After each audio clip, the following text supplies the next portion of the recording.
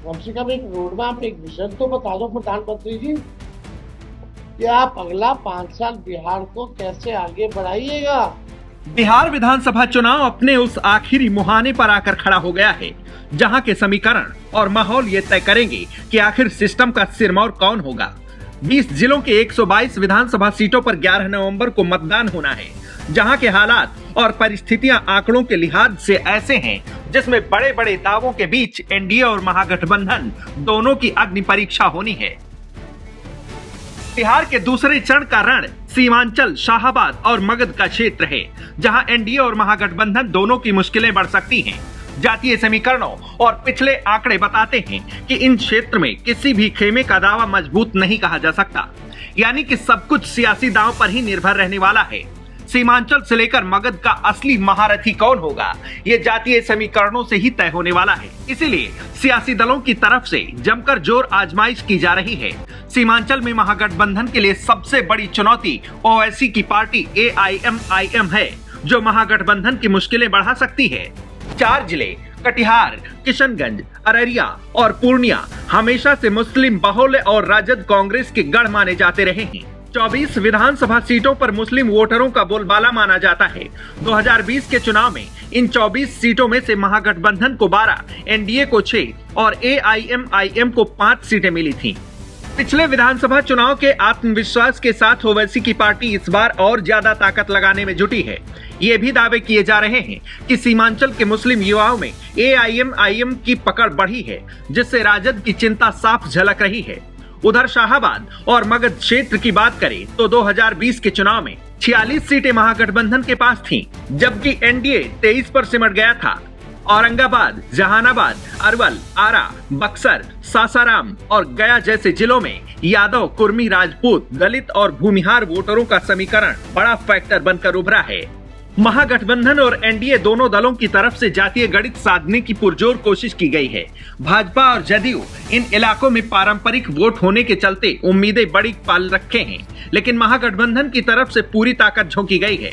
एक तरफ तेजस्वी यादव की तरफ से स्थानीय मुद्दे, रोजगार, नए बिहार के वादे के साथ युवाओं और महिलाओं को साधने की कोशिश की गई है, तो दूसरी तरफ इस इलाके में सपा प्रमुख अखिलेश यादव भी तेजस्वी की तरफ से जोर लगा रहे हैं। इस चुनाव में अयोध्या से सांसद अवधेश प्रसाद भी उतरे और जातीय वोटरों को महागठबंधन के पाले में लाने की कोशिश की। सीमांचल के इलाकों में एनडीए का प्रदर्शन ही उसे सत्ता के सिंहासन तक पहुंचा सकता है। इसीलिए बीजेपी की तरफ से पूरी कोशिश की गई है कि वोटों का बिखराव जातीय आधार के बजाय राष्ट्रीय मुद्दों और समीकरणों पर एकजुट हो। इसके लिए गृह मंत्री शाह की तरफ से भी पूरी कोशिश की गई है। घुसपैठ और आतंकवाद के मुद्दे पर वोटरों को एकजुट करने की कोशिश की गई है। ये राहुल गांधी की सरकार आ गई है यहाँ बिहार में, तो यहाँ पर सीता मंदिर बनने देंगे क्या? जरा जोर से बोलो, बनने देंगे? उनकी सरकार न आए इसलिए यहां से माले को हटाना है। लेकिन सबसे बड़ी चिंता यह है कि इन इलाकों में तेजस्वी यादव बड़ी चालाकी से फूंक फूंक कर पांव रख रहे हैं और वोटरों की जातिगत बिखराव के बजाय पलायन, रोजगार, महिला सुरक्षा और नए बिहार का डंका पीट चुके हैं। कम से कम एक रोड मैप, एक विजन तो बता दो प्रधानमंत्री जी कि आप अगला 5 साल बिहार को कैसे आगे बढ़ाइएगा। 11 साल तो बढ़ा नहीं पाए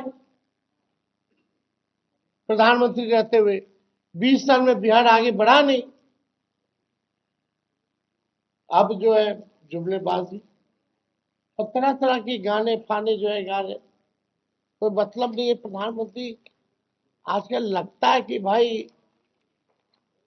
पता नहीं कौन सा वेब सीरीज देख रहे हैं भाई। अब सवाल यह है कि आखिर दूसरे चरण में किसका पलड़ा मजबूत माना जा रहा है। तो ये कयास आंकड़ों और समीकरणों के सहारे दोनों दलों के लिए बराबरी के लगाए जा सकते हैं। सियासी पंडितों की माने तो शाहाबाद, मगध और सीमांचल के इलाके में एनडीए चूकी तो सत्ता की राहें मुश्किल होंगी। उधर महागठबंधन की राहों में AIMIM सबसे बड़ा रोड़ा साबित हो सकती है। भले ही पिछली विधानसभा चुनाव में सीमांचल की सीटों से जीतकर ओवैसी की पार्टी से 4 विधायक राजद के साथ चले गए थे, लेकिन इस बार युवा वोटरों के बीच ओवैसी का क्रेज बढ़ा है, जो महागठबंधन खेमे की टेंशन को बढ़ा सकता है। ऐसे में AIMIM और महागठबंधन में वोटों का बंटवारा नहीं हुआ तो तेजस्वी बड़ा कमाल कर सकते हैं।